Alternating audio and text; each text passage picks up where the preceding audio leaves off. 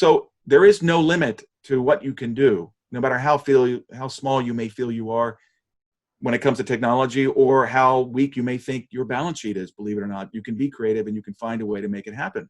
I hear all the time we can't pay the valuations that are required for these tech companies that are raising all this capital. Well, I'll just say Andy Grove comes in here with his great comment, only the paranoid survive.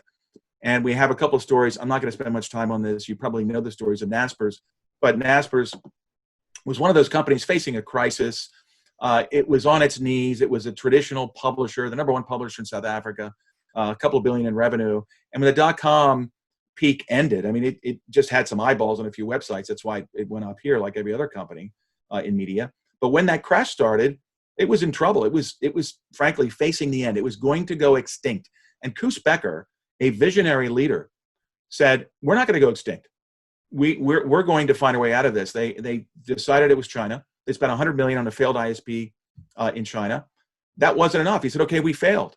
And that $100 million was precious. But he said, we're going to do it. And they took time to do all their homework and their research, and they decided to spend a precious $32 million for 46.5% of a small little company in China called Tencent, even while they were in a crash. And that's something we take for granted. It wasn't like everything's okay now, we can invest. It was, the world was crashing, and they still did it. And I think we know now what the story is. This has turned into a phenomenal success, where the $2 billion valuation of Nasper's went to over $150 billion in value. And it became one of the world's leading digital media companies, including investing in many of the great companies we're of today.